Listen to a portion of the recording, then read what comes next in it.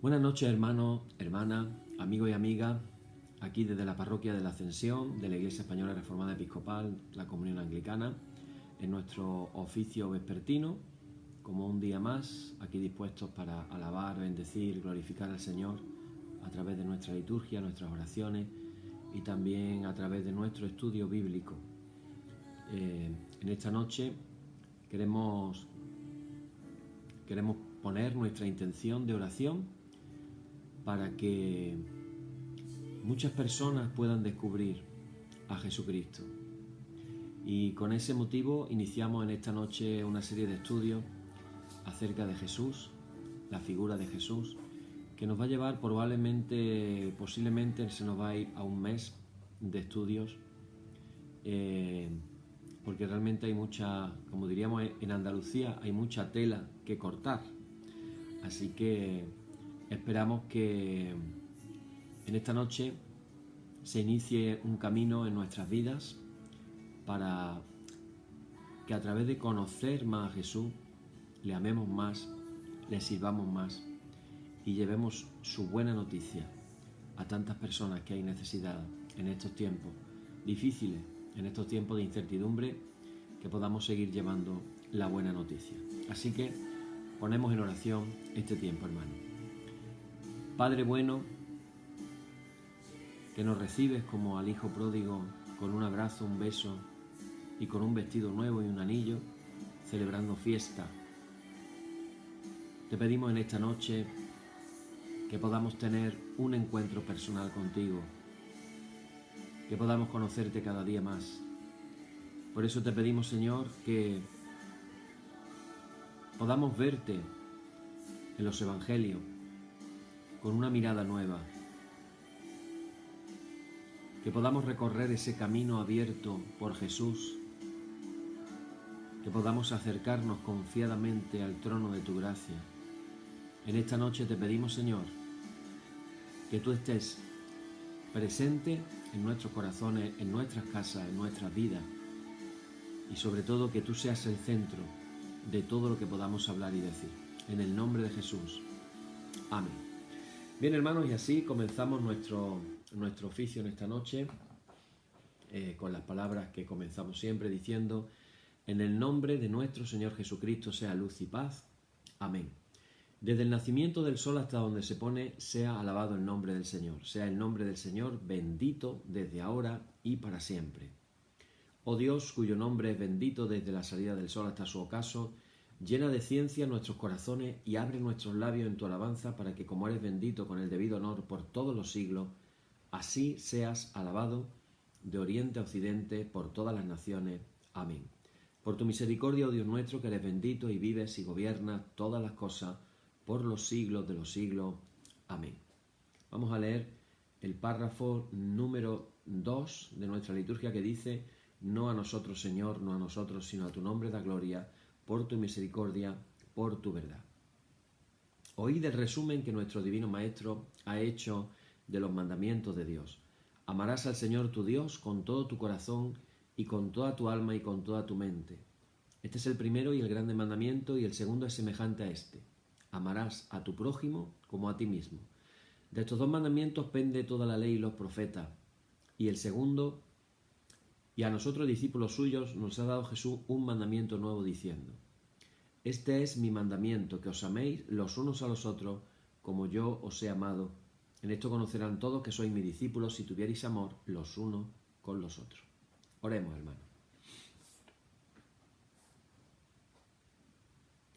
Señor Jesucristo, sin cuya ayuda nada podemos hacer, vive en nosotros y capacítanos con tu gracia, para que, llevando mucho fruto, demos gloria al Padre Celestial.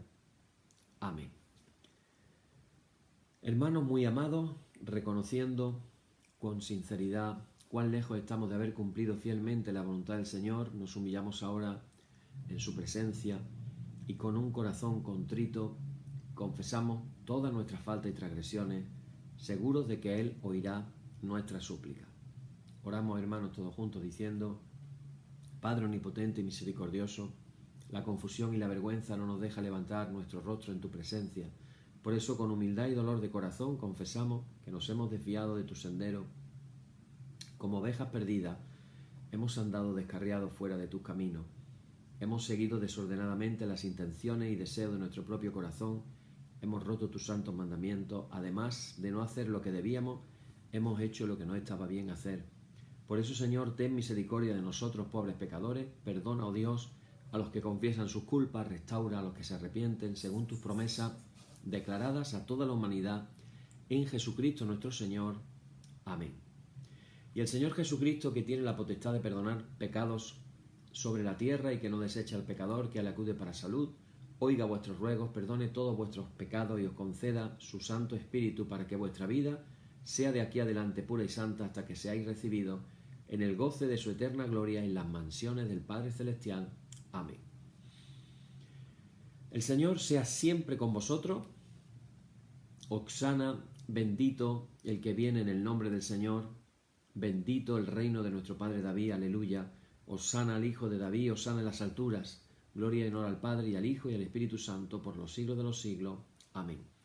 Señor, abre nuestros labios y nuestra boca anunciará tu alabanza. Y así abrimos nuestras Biblias, hermanos. Nos va a tocar hoy un salmo maravilloso. El salmo número 65, que dice de la siguiente manera. Dice, tuya es la alabanza en Sión, oh Dios. A ti se pagarán los votos. Tú oyes la oración, a ti vendrá toda carne. Las iniquidades prevalecen contra mí, mas nuestras rebeliones tú las perdonarás. Bienaventurado el que tú escogieres y atrajeres a ti, para que habite en tus atrios. Seremos saciados del bien de tu casa, de tu santo templo. Con tremendas cosas nos responderá en justicia, oh Dios de nuestra salvación, esperanza de todos los términos de la tierra y de los más remotos confines del mar. Tú, el que afirma los montes con su poder, ceñido de valentía, el que sosiega el estruendo de los mares, el estruendo de sus ondas y el alboroto de las naciones. Por tanto, los habitantes de los fines de la tierra temen de tus maravillas. Tú haces alegrar la salida de la mañana y de la tarde. Visitas la tierra y la riegas. En gran manera la enriqueces con el río de Dios, lleno de aguas. Preparas el grano de ellos, cuando así la dispones. Haces que se empapen sus surcos, haces descender sus canales, las ablandas con lluvias. Bendices su renuevo. Tú coronas el año con tus bienes y tus nubes destilan grosura. Destilan sobre los pastizales del desierto y los collados se ciñen de alegría. Se visten de manada los llanos y los valles se cubren de grano. Dan voces de júbilo y aún cantan. Gloria y honor al Padre y al Hijo y al Espíritu Santo por los siglos de los siglos. Amén. Bien, hermanos, pues en esta noche vamos a dar comienzo a un nuevo tema. Deciros que este tema yo estuve trabajando acerca de ello cuando tuve que hacer mi trabajo sobre la maestría que hice en Teología Dogmática. Estuve trabajando sobre un autor que es sobre el que más voy a trabajar al hablar de este tema que vamos a tocar en esta noche. El autor es un teólogo español que se llama José Antonio Pagola y muchas de las cosas que voy a decir, una gran mayoría, tienen que ver con él. Pero quiero comenzar el tema. Hoy va a ser una introducción. Ya he dicho al principio que esto se nos va a ir, posiblemente se nos va a ir a un mes, más o menos, esperemos, pero yo creo que va a merecer mucho la pena. Yo espero que haya un antes y un después. Y quiero comenzar, hermano, recordando un pasaje del que hemos estado hablando en estos días de atrás, cuando hablábamos del discernimiento espiritual. Un pasaje que se encuentra, que es clave, en Mateo, Evangelio de Mateo, en el capítulo 16, a partir del versículo 13, lo hemos comentado. Yo lo voy a leer, os voy a dar cuenta rápido, que lo hemos comentado en varias ocasiones, pero hoy quiero tocar un punto de este pasaje. Dice así: viniendo Jesús a la región de Cesarea de Filipo, preguntó a sus discípulos diciendo: ¿quién dicen los hombres que es el Hijo del Hombre? Ellos dijeron: unos Juan el Bautista, otros Elías y otros Jeremías o alguno de los profetas. Él les dijo: ¿y vosotros? ¿Quién decís que soy yo? Respondiendo Simón Pedro dijo: tú eres el Cristo, el Hijo del Dios viviente. Entonces le respondió Jesús: bienaventurado eres Simón, hijo de Jonás, porque no te lo reveló carne ni sangre, sino mi Padre que está en los cielos. Y yo también te digo que tú eres Pedro, y sobre esta roca edificaré mi iglesia, y las puertas del Hades no prevalecerán contra ella. Amén. Hasta ahí vamos a leer. Si os dais cuenta, dos preguntas. ¿Quién dicen los hombres que es el Hijo del Hombre? Y luego una pregunta más directa. ¿Quién decís que soy yo? Este estudio, hermano, va enfocado de esta manera. De esta manera va enfocado el estudio. La pregunta, primero, ¿quién dice la gente que es Jesús? Probablemente no se ha escrito sobre un personaje de la historia más cantidad de ideas y de cosas que del personaje histórico Jesús de Nazaret. ¿Qué dice la gente? Pero hermanos, yo quiero que nosotros hagamos este estudio de una manera especial. Como decía Ignacio de Loyola, tenemos que hacernos una composición del lugar. Tenemos que echarle imaginación. Y yo quiero, hermanos, que podamos recorrer este mes acerca de la vida de Jesús de una manera muy histórica, sobre todo muy histórica, pero que nos va a llevar a conclusiones espirituales. Y que podamos recorrer nuevamente los evangelios, la lectura de los evangelios, pero desde un pequeño compromiso. El compromiso de que tú puedas imaginarte que tú eres un discípulo directo de Jesús, que le das la mano y que ahora tú lo vas a seguir a través de los evangelios. Entonces yo te invito, hermano, que si quieres seguir estos estudios conmigo, cojas tu Biblia y te hagas el firme propósito de, a partir de mañana o esta misma noche, para no dejarlo muy después, que comiences a leer otra vez los evangelios. Y ahora trate de hacerlo con unos ojos diferentes, desde los ojos mismos que sus discípulos pudieron ver de él. Recordar que fueron discípulos suyos o discípulos de sus discípulos los que escribieron los evangelios. Entonces aquí viene la gran pregunta que vamos a tratar de responder. Y hoy, hermanos, solamente quiero introducir el tema, nada más. Introducir el tema de por sí ya os digo que no va a ser fácil porque tiene su cosa, pero vamos a introducir nada más. La gran pregunta, la pregunta del millón, como decimos, no es otra que decir ¿quién fue Jesús? ¿Quién fue Jesús? Tenemos tantas imágenes de Jesús. ¿Qué secreto se encierra en este Galileo fascinante que nació hace aproximadamente 2000 años en una aldea insignificante del Imperio Romano, que fue ejecutado como un malhechor cerca de una vieja cantera en las afueras de Jerusalén cuando tenía aproximadamente también unos 30 años? ¿Quién fue este hombre que ha marcado decisivamente la religión, la cultura y el arte en Occidente, hasta imponernos incluso su calendario? Esa famosa antes de Cristo, después de Cristo. Se ha marcado el calendario. Y es que, hermano, nadie ha tenido ni tendrá nunca un poder tan grande sobre los corazones como el que tiene nuestro Señor Jesucristo. Nadie ha expresado como Él las inquietudes y los interrogantes del ser humano. Nadie ha despertado tantas pasiones y tantas esperanzas. ¿Por qué su nombre no ha caído en el olvido?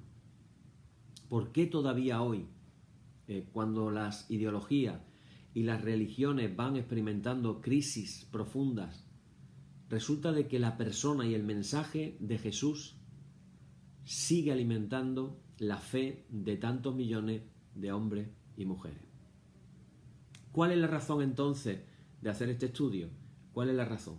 Yo voy a dar algunas. La primera, que no hay cosa que más disfrute, me lo vais a permitir este capricho, no hay cosa que más disfrute que hablar de la persona de Jesús. Desde los 15 años que lo acogí en mi corazón como mi Señor y mi Salvador, y a la primera o segunda semana un hermano de la iglesia me dijo: Miguel, a mí me parece que tú eres un enamorado de Jesús. Tenía 15 años entonces.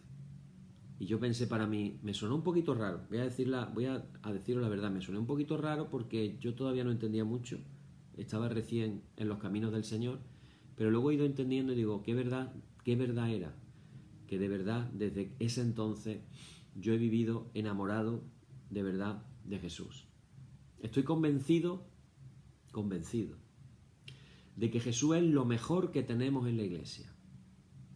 Jesús es lo mejor que tenemos en la iglesia. Y es también, hermanos y hermanas, en estos tiempos difíciles, complicados, es también lo mejor que podemos ofrecerle a esta sociedad que nos ha tocado vivir. Más aún, creo, como dicen muchísimos pensadores, no uno solo, sino muchos pensadores, que Jesús es lo mejor que ha dado la humanidad. El mejor hombre que ha dado la humanidad es Jesús de Nazaret. Así que el potencial más admirable de luz y esperanza con el que podemos contar los seres humanos, el horizonte de la historia, de lo que tiene que venir, el horizonte pasado de lo que pasó, se empobrecería de una manera tremenda si Jesús hubiera caído en el olvido. Por eso me llama la atención cuando oigo hablar de él de una manera vana, de una manera vaga, o diciendo toda clase de tópicos que realmente no resisten el mínimo contraste con la fuente que contamos con él en los evangelios. Vemos cómo Jesús se ha ido apagando lentamente en los corazones mientras han circulado entre nosotros ciertos clichés acerca de la idea que tenemos de él, que realmente esos clichés, esos tópicos, lo único que hacen es empobrecer y desfigurar la persona de Jesús. Ese Jesús que no atrae a la gente, que no seduce y que no enamora, porque realmente ese no es el Jesús verdadero. Vemos que hay un lenguaje rutinario que se ha quedado gastado hace mucho tiempo, que no enciende los corazones, no pone en el mundo su fuego y no está desencadenando conversiones.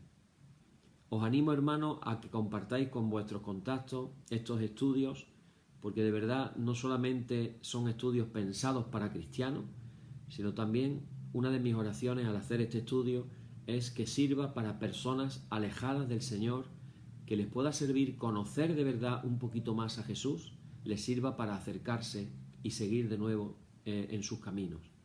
Para gente incluso atea o que no cree, que puedan escuchar la historia desde un punto de vista científico para que puedan realmente dar respuesta a muchas interrogantes, como vamos a tratar de hacer.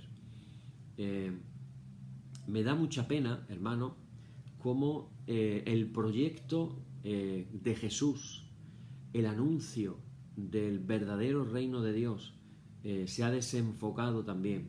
Con qué facilidad se ha recortado el mensaje de la buena noticia. Nos damos cuenta de que se escribe tanto de Jesús y sin embargo se olvida el anuncio del reino de Dios. Qué alejado del verdadero mensaje de Jesús veo a tantas y tantas iglesias proclamando la prosperidad como un objetivo de vida cristiana, como que el objetivo en la vida cristiana fuera alcanzar la prosperidad, y no veo a Jesús en su mensaje del reino enfocado de esa manera. No tiene nada que ver con el Jesús de los evangelios. También resulta lamentable la cantidad de películas que podemos ver, que podríamos catalogar, hermanos y hermanas, de ciencia ficción, escritas con fantasía, eso sí, con grandes efectos especiales, pero que, aunque nos prometen que nos van a revelar por fin al verdadero Jesús, al real, y sobre todo, ahora está de moda, las enseñanzas secretas, realmente tenemos que decir que no se trata nada más y nada menos que de un fraude de gente que son impostores, que lo único que están buscando es hacer negocio con la figura de Jesús. El propósito fundamental de este estudio, que vamos a prolongar por varias semanas, no es otro que un aproximarnos. Queremos aproximarnos a la figura histórica de Jesús y haciéndolo, hermanos y hermanas, con rigor histórico.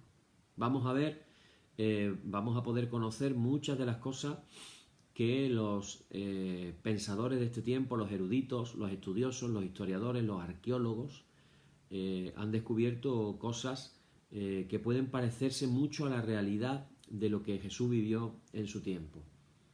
El objetivo también de este estudio, hermano, es despertar el deseo de Jesús. Si cuando terminemos los estudios vamos a amar más a Jesús, vamos a desear más estar con Él, habremos conseguido el objetivo. Queremos sugerir un camino por el que podamos caminar hacia el misterio que supone la vida de Jesús. ¿Qué es lo que vamos a compartir? Bueno, en este esfuerzo de seguir a Jesús, en este tiempo de incertidumbre, de complicación, nos damos cuenta con tristeza que no siempre hemos servido a Dios con fidelidad. No lo hemos hecho de la mejor manera posible. Y hablábamos en otros estudios acerca de cómo nuestro Dios es el Dios de la segunda, de la tercera, de la cuarta, de la quinta oportunidad. Si nos hemos desviado, si nos hemos atascado, a veces nos enredamos, a veces incluso nos alejamos, tomamos decisiones inadecuadas que nos alejan de Dios. Hermanos, que este estudiar la vida de Jesús, leer los evangelios, caminar de su mano, nos sirva para un reinicio en la vida, nos sirva para un nuevo comienzo, nos sirva para comenzar de una manera diferente. En los últimos años los expertos han estado hablando de Jesús de dos maneras. Una le llaman el Jesús histórico, a la otra le llaman el Cristo de la fe. La han planteado de una manera incompatible, algo así como que tienes que elegir creer o en el Jesús histórico o en el Cristo de la fe. Cuando hablamos de Jesús histórico, estamos hablando del conocimiento de Jesús que los historiadores pueden obtener utilizando los medios o los métodos científicos de la moderna investigación histórica. Pero cuando hablamos del Cristo de la fe, de lo que estamos hablando es del conocimiento al que llega la Iglesia respondiendo con fe a la acción reveladora de Dios que se ha encarnado en Jesús. No tenemos que confundir lo que es la investigación del Jesús histórico con un estudio del Cristo de la fe. Hay una materia en el seminario, cuando se habla del Cristo de la fe, que es la materia de cristología, la cristología.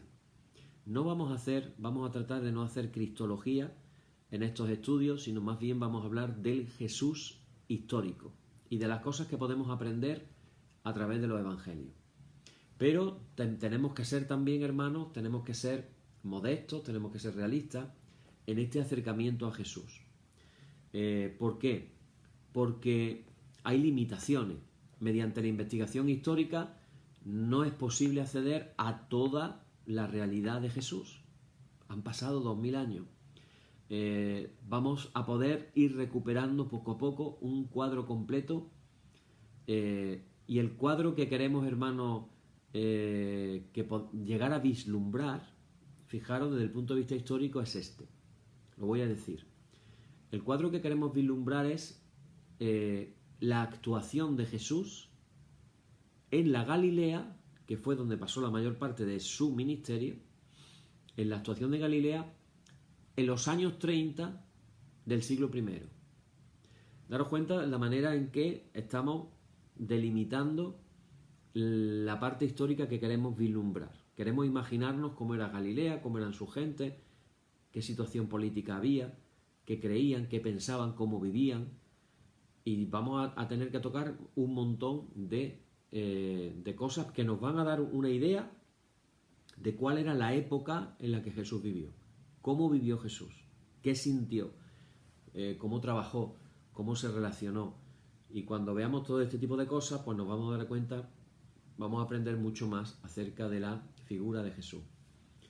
Pero dicho esto, por otro lado, tenemos que remarcar y subrayar, muy importante, que la fe de la Iglesia en Jesucristo no depende de los avances de los investigadores. Y aquí quiero aclarar, si los cristianos creemos en Jesucristo, no es por los estudios que se estén publicando, no es por los grandes investigadores que hay en la actualidad. Se citan algunos como Meyer, Nilkan, Brown, Schlosser, entre otros, como los grandes expertos en el Jesús histórico. Hemos de afirmar que la investigación histórica que se está llevando con rigor puede despertar la atracción, el interés y la admiración de no pocos por Jesús. Por eso, hermanos, os invito a que compartáis estos estudios con gente, no necesariamente que esté yendo a la iglesia, por supuesto, si está yendo a la iglesia mejor todavía, pero no necesariamente, porque lo que queremos es despertar un seguimiento a Jesús. Conocer a Jesús de manera más viva, concreta, puede ser para muchos hombres y mujeres, en los tiempos que estamos viviendo, en la crisis que se está viviendo, en el desconcierto religioso que vemos también, puede ser, hermano o hermana, el primer paso para una relación más viva y una relación más profunda con Él. No perdamos de vista este objetivo. Si conocemos más a Jesús, nuestra relación con Él va a cambiar de verdad positivamente. A los que somos creyentes, conocerle más puede reavivar nuestra fe en Él. A los que son menos creyentes, a los pocos o incluso nada creyentes, los puede invitar a buscarlo de una manera más sincera.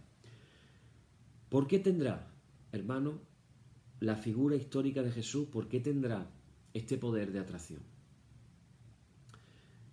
Baste recordar bestsellers de obras, de novelas que se están vendiendo, como el famoso libro de Michael Brown, El Código Da Vinci, que el argumento del libro no era otro, tenía que ver con Jesús, y como argumento que María Magdalena había sido su esposa y habían tenido una niña. Y la sangre real esa sangre real del cáliz, ese que andábamos buscando, resulta que en realidad era la descendencia de Jesús. Y total, ahí hay una trama y una serie de cosas, pero todo es mucho de ciencia ficción que nada tiene que ver con lo que realmente podemos encontrar en las fuentes principales de los evangelios. Nosotros, hermanos, los cristianos, confesamos que Jesús es, en nuestro credo lo decimos, los domingos lo decimos, que Jesús es verdadero Dios y verdadero hombre. Me encanta cuando digo estas cosas en el credo. Él es verdadero Dios, verdadero hombre. Dios de Dios, luz de luz, Dios verdadero de Dios verdadero. Verdadero hombre, verdadero Dios. Las dos cosas. Ahora, si nos paramos a pensar, con frecuencia, la parte que más hemos subrayado de Jesús es su parte divina, la de que Jesús es Dios. Pero si debemos ser sinceros con nuestra fe expresada en el dogma que aparece en el credo, tenemos que encontrar un equilibrio entre ese ser verdadero Dios, pero también, no se nos olvide, ser verdadero hombre. Y vamos a decir algunas cosas de Jesús como verdadero hombre, a través de lo que podemos encontrar en la historia, pero también en los evangelios. Porque si por acentuar la condición divina nos olvidamos que Jesús es hombre, estamos ignorando al Jesús verdadero y nos estamos apartando de la fe que defendía la Iglesia desde los primeros tiempos. ¿Cómo vamos a hacer este acercamiento a Jesús? Repito, estamos frente a un estudio de investigación histórica, pero quien lo va a compartir, su servidor, y a través de quien me he inspirado para lo que voy a compartir, evidentemente somos personas cristianas. No solamente estamos buscando reconstruir de una manera científica la historia de Jesús en la Galilea de los años 30, sino que también, repito, está la voluntad de acercar a Jesús a la vida de hombres y mujeres de hoy. En primer lugar, a los que estamos escuchando este estudio, pero también a personas que a lo mejor nunca han oído estas cosas de Jesús. ¿Cómo lo vamos a hacer? Pues lo vamos a hacer siguiendo un trabajo de investigación sobre la vida de Jesús, os digo que esto va a estar bastante interesante. Se van a seguir los métodos que están actualmente operando de la ciencia, y que se llama ciencia histórico-crítica, pero no se nos olvide que la historia, como las demás ciencias, tiene su propia autonomía y sus propias leyes, pero tampoco es perfecta al 100%. Es decir, que tampoco podemos fundamentar nuestra fe en cuestiones de crítica histórica porque nos podemos equivocar. Hay una serie de principios que vamos a llevar en el rigor de la ciencia histórica, y lo primero de todo es el esforzarnos por investigar a Jesús a partir de todas las fuentes literarias disponibles. Todas. En esto hay un consenso generalizado entre los investigadores cristianos y los no cristianos. Hay investigadores sobre la vida de Jesús, esto es un fenómeno muy curioso. Por ejemplo, uno de ellos es judío, no judío cristiano, judío, y es una de las principales eminencias que está estudiando la vida de Jesús, reconsiderando que de verdad Jesús fue un judío. Entonces, claro, si un judío se ha convertido en el personaje más importante de la historia de la humanidad, pues a ellos le crea cierto orgullo y lo están como reconsiderando ahí, pero están estudiando de una manera increíble. Los 4 evangelios, repito, van a ser la fuente más importante y la fuente más decisiva. No solamente porque sean escritos canónicos, los que oficialmente están aceptados por las iglesias cristianas, sino porque además provienen, y esto es importantísimo, del grupo de personas que estuvieron más cercanas a Jesús, es decir, sus discípulos. Y claro, nos van a ofrecer el marco en el que se conserva el recuerdo de la forma más completa y más auténtica. Nos daremos cuenta entonces de que en cada estudio que vamos a ir compartiendo vamos a estar analizando lo que son las fuentes evangélicas. Las demás fuentes, aquí abro un pequeño paréntesis, las demás fuentes que hoy están, vamos a decir, muy valoradas, yo diría que están valoradas de más, realmente no están aportando en la práctica ninguna información que pueda ser de verdad de interés para aproximarnos a Jesús. Junto a los investigadores de mayor prestigio, hay una conclusión que comparte el investigador Meyer, considerado una de las eminencias sobre el conocimiento histórico de Jesús, que dice estas palabras, dice: no creo que el material rabínico, los ágrafas, los evangelios apócrifos y los códices de Nag Hammadi, en particular el famoso Evangelio de Tomás, que lo hemos visto salir por televisión, dice este hombre, no nos ofrezcan información nueva y fiable ni dichos auténticos e independientes del Nuevo Testamento. Dicho de otra manera, la revuelta que ha habido a veces, se ha descubierto el evangelio de no sé quién y la iglesia está temblando por lo que pueda decir ese evangelio. Hermanos, hermanas, esos evangelios están descubiertos hace muchísimos años y se están investigando hace muchísimos años. Es puro marketing que sale por la televisión, pero que realmente no es como nos lo cuenta. Así que, hermanos, nos vamos a dar cuenta de que sí se va a utilizar alguna de las cosas de las que habla, por ejemplo, el Evangelio apócrifo de Tomás y escritos semejantes, pero no es para fundamentar posiciones, no es para fundamentar algo que vamos a decir, sino simplemente un análisis crítico que nos sirve para reafirmar algún aspecto que ya señalan los evangelios. Fijaros la diferencia. Es decir, cuando utilizamos este tipo de obras no es para fundamentar algo, sino simplemente es para que nos demos cuenta de que los evangelios canónicos ya dicen ese tipo de cosas. Los evangelistas, esto es muy importante, a veces esto no lo comprendemos con la mentalidad del siglo XXI, los evangelistas no han realizado en su evangelio una biografía de Jesús en el sentido moderno que tenemos nosotros de la palabra biografía, como cuando dice, pues acaban de sacar la biografía de fulanito o la biografía de menganito. Bueno, los evangelios no son biografías. Esto es muy importante tenerlo en cuenta. Son escritos que están impregnados de la fe en Cristo resucitado. Por lo tanto, aunque nosotros veamos pocos capítulos en un evangelio, en realidad, para todo lo que Jesús hizo, acordaros de esas palabras del Evangelio de Juan cuando dice: si todo lo que Jesús hizo se escribiera en un libro, no habría espacio para poder escribir todo lo que Jesús hizo. Es cierto. El mismo Juan solamente cita 7 milagros. Entonces esto nos indica que los evangelistas, hermanos y hermanas, fueron muy selectivos en cuanto a lo que escribieron.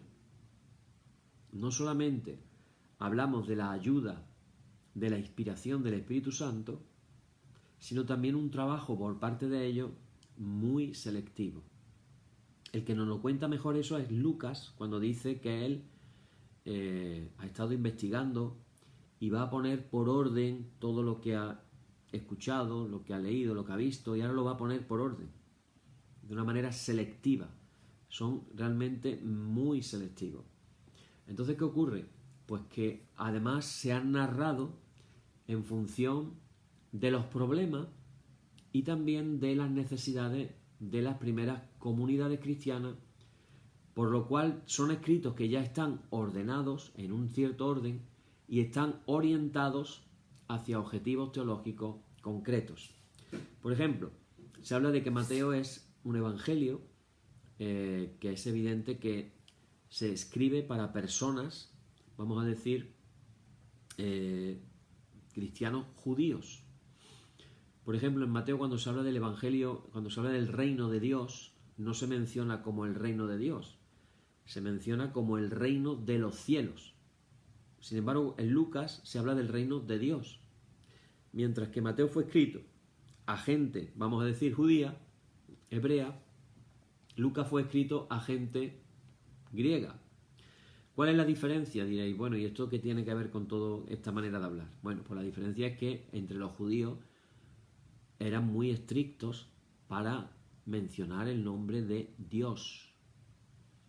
Entonces ellos siempre, cuando aparecía la palabra que en nuestras Biblias mal traducidas pone Jehová, pues ellos se saltaban y decían, por ejemplo, decían el Creador, o decían el Eterno, o en hebreo Hashem, que quiere decir el nombre, con tal de, imaginaros el Salmo 23, versículo 1, el Señor es mi pastor. Ese el Señor es traducción de la Biblia en griego, que no traduce la palabra Yahvé o Jehová, la traduce por Kyrios, Señor.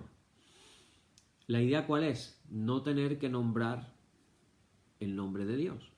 En griego Dios es Theos. Podría haberse puesto Theos es mi pastor.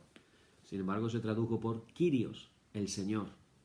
Entonces, cuando se decía el reino de los cielos, la idea básicamente es que ¿quién vive en los cielos? Dios. Entonces, ¿de quién es el reino? De Dios. Entonces cambiaban el nombre.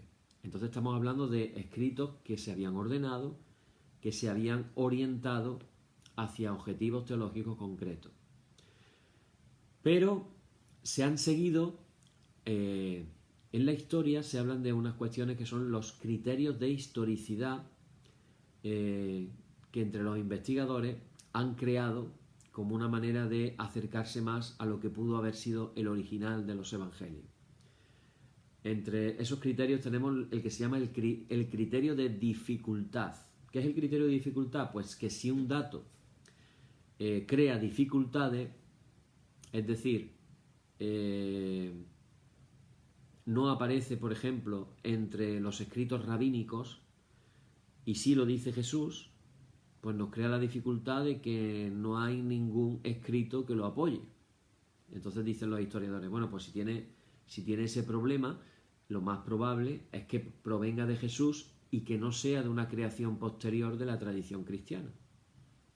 Está el criterio de la discontinuidad, que quiere decir que si un dato no se puede explicar ni recurriendo al judaísmo ni a la iglesia primitiva, es muy posible que lo tengamos que atribuir a Jesús. El criterio de testimonio múltiple. Si un dato sí aparece en diferentes fuentes independientes, pues entonces lo más probable es que tenga fiabilidad histórica. Y por último, el criterio de coherencia. Será más fiable lo que cuadra con las circunstancias históricas o con los datos bien establecidos. Bueno, dicho esto, todavía tenemos que decir que la historia no es una ciencia exacta.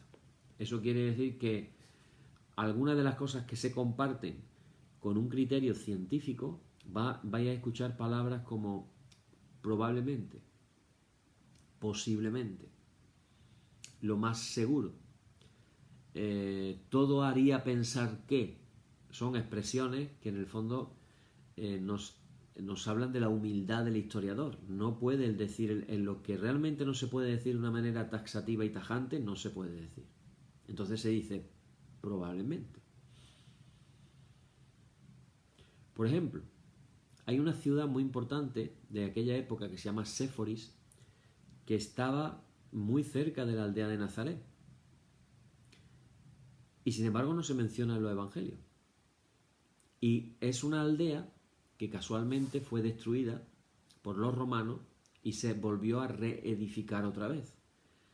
Entonces parece ser que los romanos actuaron de una manera muy cruel y los historiadores dicen: Jesús en su juventud, en su infancia, tuvo que crecer escuchando las historias de la crueldad de los romanos en aquella ciudad, que estaba cerca de su aldea. Y no solo eso, Jesús probablemente iría con su padre a trabajar en la reconstrucción de esa ciudad. Sin embargo, no se menciona en los evangelios la ciudad de Séforis. Entonces, bueno, aquí vamos a ver que la cosa no es tan fácil como parece, pero de verdad vamos a disfrutar mucho de todo lo que vamos a aprender. Lo importante de todo, hermano, es que podamos acceder a un perfil básico de Jesús. Es decir, ¿cuáles fueron los rasgos más característicos de su actuación? ¿Cuál fue el contenido y las líneas importantes de su mensaje? Y todo esto lo vamos a hacer a través de lo que es el estudio de la vida de Jesús. Vamos a ver aportaciones de la arqueología, la antropología, la sociología, la economía incluso, y esta manera de abordar la vida de Jesús de una manera interdisciplinar, de diferentes perspectivas, nos va a hacer que nos podamos imaginar mucho mejor cómo era Jesús en la Galilea de los años 30 del siglo I. Recordar que hay mucha influencia de nuestras imágenes mentales a través de las películas de Hollywood y a través de la imaginería religiosa. Y recordar que muchas de las imágenes que tenemos de Jesús es una persona rubia con los ojos azules, con el pelo largo tipo hippie. ¿Así sería Jesús? ¿Pensáis que Jesús tendría esa imagen? Entonces nos damos cuenta de que incluso muchos de los trajes que aparecen en las películas no se corresponden históricamente con la realidad de cómo la gente vestía o cómo la gente vivía. Así que, hermanos, vamos a tener que rehacer un poco nuestras imágenes. Luego tenemos ahí la imaginería. Si os dais cuenta, la mayoría de los cristos de la imaginería tienen un cuerpo físico perfecto, no les falta un músculo, muy delgados, o sea, no de gimnasio así en plan eso, pero delgados, pero muy fibrosos, reflejando cada músculo de su cuerpo, lo cual también uno dice, bueno, pues no sabemos hasta qué punto así sería Jesús, no sabemos si era alto, si era bajo, etcétera, etcétera. Pero bueno, ese tipo de cosas tenemos que salir de la rutina de las cosas que hemos aprendido, de las cosas que nos imaginamos. En estos últimos años se nos ha planteado a Jesús de muchas maneras. A Jesús como el reformador social, el itinerante filósofo cínico, el profeta escatológico, el maestro sapiencial, el carismático piadoso. Y el peligro de los grandes investigadores es enfocarse en un tema en concreto que muchas veces tiene que ver con su propia percepción de la vida o su propia manera de ver a Jesús. Entonces lo que están, en cierta manera, vertiendo es su manera de ver a Jesús, pero no necesariamente ese es el Jesús de los evangelios. Vamos a ver quién es este Jesús que realmente ha dejado tras de sí tantos interrogantes, tantos debates. Vamos a tratar de responder a preguntas como ¿qué podemos decir hoy de su actuación, de su mensaje? La pregunta que hemos dicho al principio, ¿quién eres tú? Y esa pregunta de quién eres tú nos lleva a más preguntas. ¿Qué es lo primero que brotaba en Jesús cuando él veía sufrir a la gente? ¿Qué pensaría Jesús cuando veía a esa gente sufriendo, esa cola de enfermos queriendo ser sanados? Los leprosos, los ciegos, los pobres, los últimos, las mujeres maltratadas, los niños huérfanos, tirados en las calles. ¿Qué le brotaba a Jesús cuando veía esas cosas? Pero también, viendo todo eso, volver a nuestro presente y preguntarnos cómo podría yo contar la historia de Jesús diciendo la verdad a los hombres y a las mujeres de hoy, de nuestro tiempo, de estos días, de estos meses.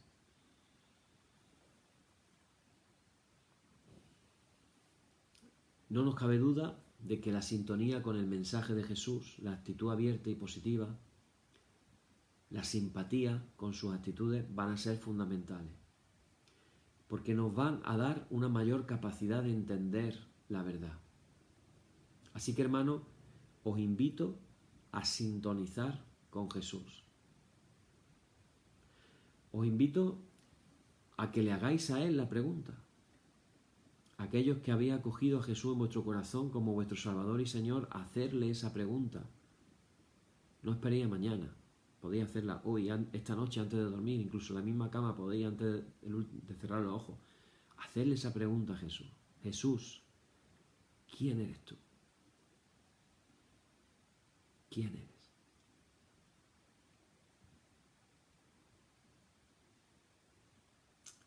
Me viene a la memoria ese encuentro de Pablo con Jesús camino de Damasco, que me vaya a permitir que voy a leer, gracias a la técnica, con el ordenador vamos súper rápido, porque quiero que nos demos cuenta de algo.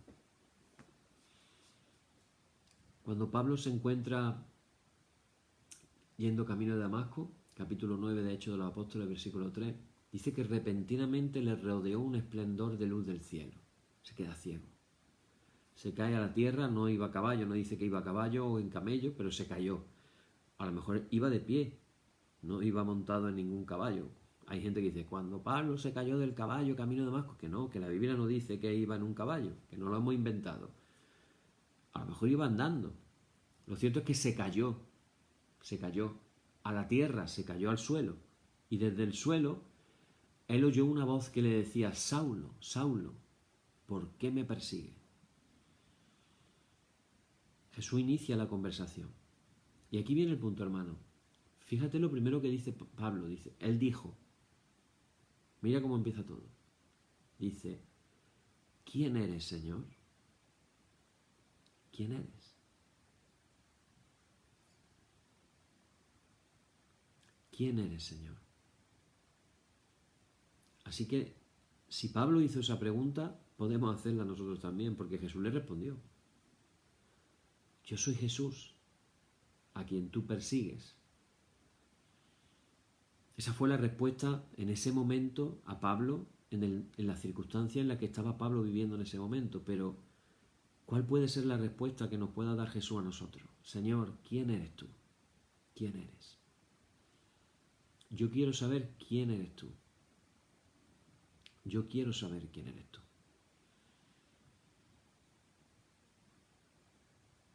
Y esto nos vuelve, hermano, al texto que leímos al principio.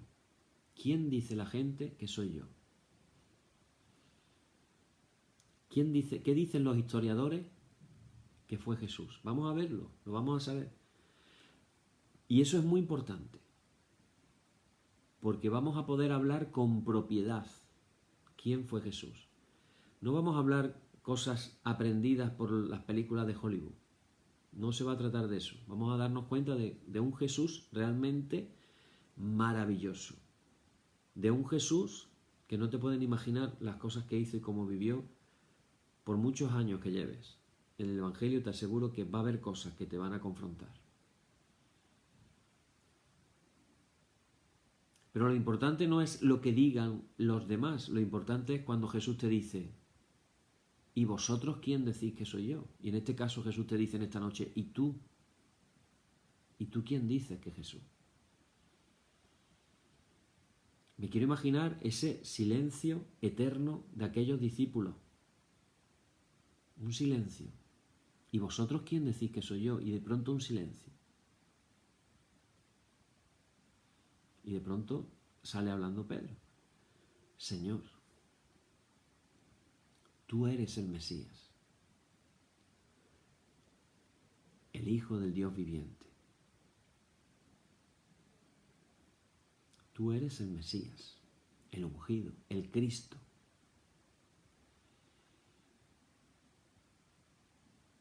Y recordar la respuesta de que le dio Jesús, que hablábamos del ejemplo de consolación. Un ejemplo de consolación. Pedro había recibido una revelación del Padre. Y dice Jesús, le dice a Pedro, y a ti te digo, Pedro, primero le había dicho, bienaventurado eres Simón, hijo de Jonás. Pero después le cambia el nombre. Y ahora le dice, y a ti te digo, Pedro, que sobre esta piedra edificaré mi iglesia. Este texto bíblico ha tenido 1500 interpretaciones mínimo. Yo te voy a dar una nada más. Yo no voy a entrar en si ese versículo es el argumento de decir que Jesús le dijo a Pedro que iba a ser el Papa. Yo no voy a entrar en eso, porque ese versículo nos sirve a nosotros hoy de alguna manera. Nos tiene que servir a todos. Este versículo no solamente es lo que Jesús habló con Pedro, sino la manera en que nos sirve a nosotros hoy. Y con esto quiero terminar en esta noche y en la parte fundamental que nos abre la puerta a lo que vamos a hablar. ¿Quién eres, Jesús? Y la revelación del Padre nos trae la revelación del Hijo. Cuando le preguntamos, ¿quién eres tú? Va a venir la revelación del Padre para que lo que tú recibas sea el tuyo, tu propia experiencia, no lo que dicen los otros. Ahora es la tuya. Como le preguntó Pablo, ¿quién eres, Señor? Y Jesús le respondió. Así que te invito a que tú hagas la pregunta, Señor, ¿tú quién eres? ¿Quién eres tú? Y cuando viene la convicción de la revelación, entonces Jesús nos dice, y te digo a ti, Pepe, te digo a ti, Salvador, Esther, Mercedes, te digo a ti, Nancy. Sobre esta piedra edificaré mi iglesia. ¿Cuál es la piedra? Esto es una de las interpretaciones. A mí personalmente es la que más me gusta. La piedra es la revelación de quién es Jesús. Edificamos la iglesia, edificamos nuestras vidas sobre la revelación personal de quién es Jesús. No lo que dicen los otros. No lo que dicen los libros, no. Lo que Dios me revela a mí. Y sobre esa revelación la iglesia se edifica. Y las puertas del Hades no pueden prevalecer contra la iglesia.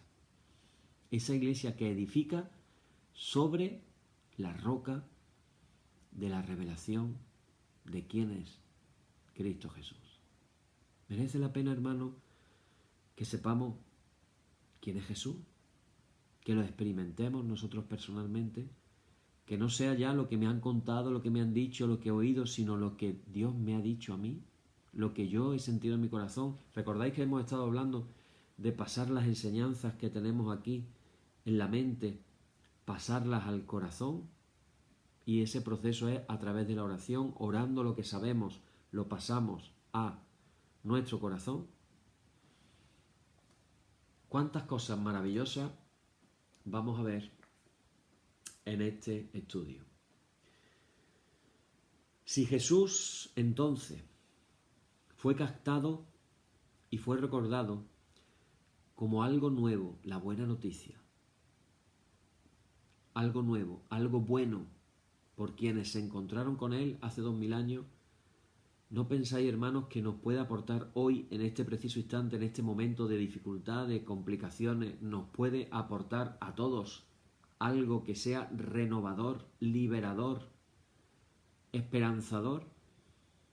Que podamos recuperar de una manera rigurosa, viva, la dimensión humana de Jesús. ¿No puede ser hoy una buena noticia para los que son creyentes y para los que no son creyentes también? Porque, hermanos, os voy a decir una grandísima verdad en esta noche. Es imposible que nos acerquemos a Él y que no quedemos atraídos por su persona. Jesús aporta un horizonte diferente a la vida, una dimensión más profunda, una verdad más esencial. Su vida se convierte en una llamada a vivir la existencia desde su raíz última, que es un Dios que solo quiere para sus hijos e hijas una vida más digna y más dichosa. Jesús lo dijo: yo he venido para que tengáis vida y vida en abundancia. Jesús nos puede llevar a creer en Dios incluso de una manera mucho más acertada, no como que fuera un ídolo, con una presencia amistosa, cercana, como una fuente inagotable de vida y de compasión hacia todos y todas. Solo Jesús puede hacernos eso. ¿De qué vamos a hablar? Con esto termino ya de verdad. Pues vamos a hablar, yo tengo aquí una serie de temas, no sé cuánto dure un tema, voy a tratar de que sea de un día, pero pueden ser que se nos vaya a 2, porque no quiero hacerlo con prisa, quiero que nos recreemos en cada detalle.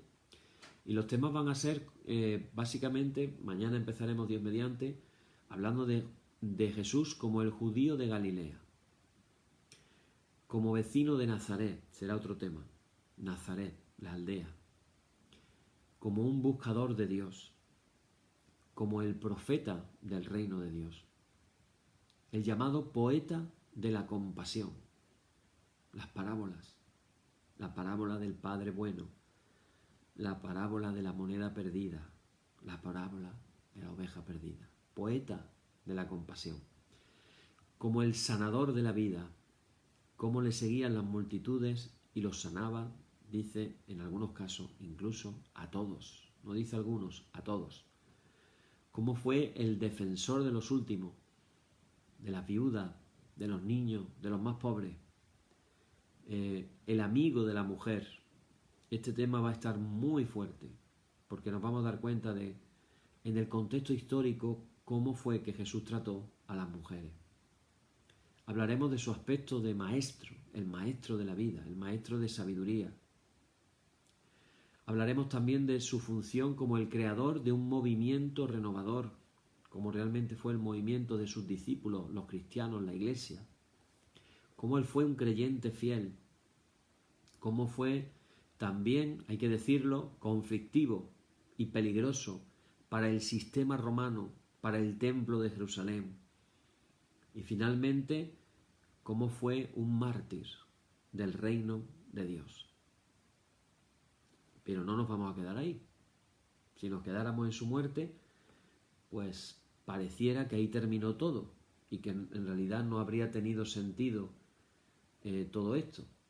Realmente seguiremos viendo, aunque en un sentido estricto de la historia no se reconoce la parte histórica de la resurrección, porque se trata de un milagro sobrenatural, pero vamos a hablar evidentemente también la manera de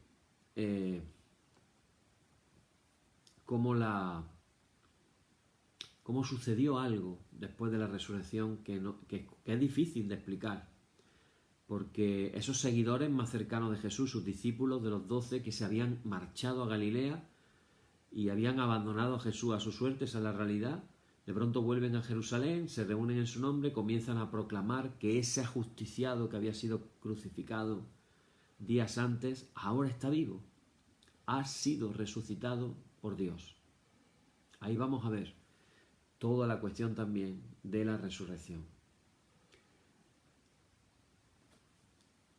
Y finalmente vamos a hablar también en el último tema, hablaremos también de ese esfuerzo que todavía ni siquiera puede concluirse, que inician los primeros cristianos a partir de la experiencia que tienen con Cristo resucitado para profundizar en la verdadera identidad de Jesús. Me refiero a que comienzan a preguntarse, después de la resurrección, de la ascensión a los cielos, comienzan a preguntarse quién es este Jesús cuya vida había sido tan sorprendente y su muerte lo ha sido aún más al terminar en resurrección. ¿Con quién se habían encontrado realmente en Galilea? ¿Quién era ese profeta que había despertado esa esperanza en sus corazones? ¿Cuál era la verdadera identidad de este crucificado al que Dios ha resucitado infundiéndole su propia vida? ¿Cómo lo tienen que llamar? ¿Cómo lo tienen que anunciar? Recordar que Jesús habló de sí mismo como el Hijo del Hombre, pero a partir de los evangelios, de los Hechos de los Apóstoles en adelante, Jesús es mencionado como el Hijo de Dios o el Señor o el Salvador. Hay una reflexión. ¿Quién es Jesús? ¿Quién fue Jesús? Así que, hermano, tenemos por delante un trabajo maravilloso y ojalá que podamos compartir estos estudios con otras personas y ojalá tengamos testimonios de que esta buena noticia pueda llegar a otras personas por caminos insospechables y que pueda llegar sobre todo a muchas personas. Así que, hermano, pregunta del día: ¿quién eres tú, Jesús? Que Jesús te la responda a ti. Y quiero terminar con una canción. Perdonadme que me he alargado un poco. Os voy a pedir comprensión para este estudio, porque de verdad había un predicador famoso que decía que cuando se le calentaba el corazón se le alargaba la lengua, de lo cual me identifico, y con este tema más todavía. Bueno, esta canción que algunos conocéis y a mí me encanta, y habla de una relación personal con Jesús.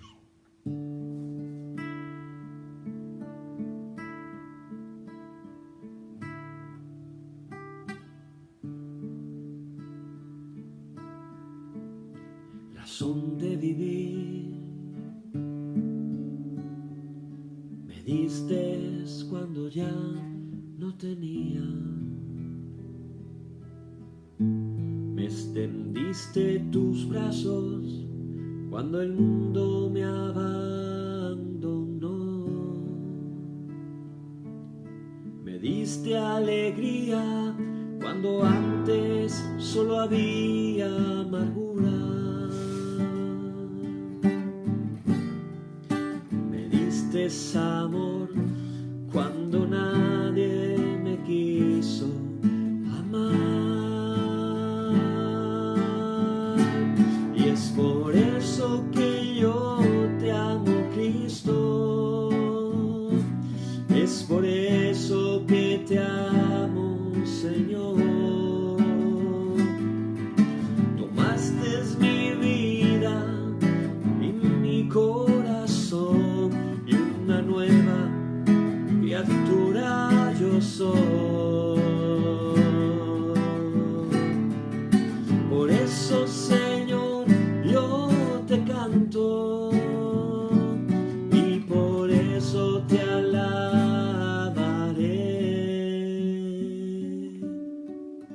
Me diste amor cuando nadie me quiso amar. Tornaste mi llanto y mi lamento en gozo. Todos mis sueños, todos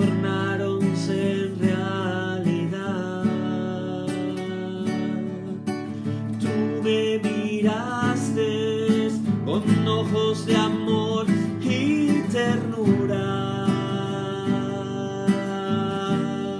Me diste amor cuando nadie me quiso amar. Y es por eso que yo te amo, Cristo. Es por eso que te amo, Señor. Tomaste mi vida y mi corazón, y una nueva criatura yo soy. Por eso, Señor, yo te canto, y por eso yo te alabaré.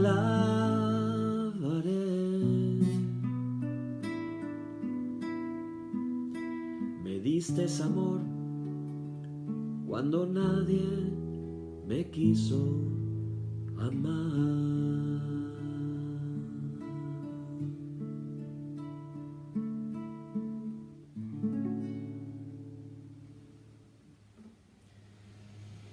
Es por eso que yo te amo, Cristo, es por eso que te amo, Señor. Amén. Decimos en nuestra liturgia ahora: oh Señor, santifícanos en tu verdad, tu palabra es la verdad. Amén. Y ahora sí, vamos a hacer la oración que nuestro Divino Maestro nos enseñó que hiciéramos a los que somos discípulos suyos, diciendo: Señor, apiádate de nosotros. Cristo, apiádate de nosotros. Señor, apiádate de nosotros. Padre nuestro que estás en el cielo, santificado sea tu nombre. Venga tu reino, hágase tu voluntad como en el cielo, así también en la tierra. El pan nuestro de cada día, dánosle hoy, y perdónanos nuestras deudas, así como nosotros perdonamos a nuestros deudores. Y no nos dejes caer en la tentación, mas líbranos del mal. Amén.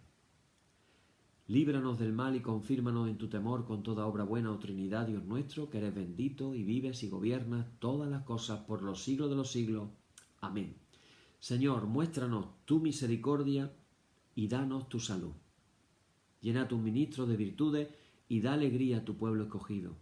Acuérdate siempre de esta congregación y de todas las congregaciones cristianas por el mundo que tú has poseído desde el principio. Oh Dios, purifica nuestros corazones y no quites de nosotros tu Santo Espíritu.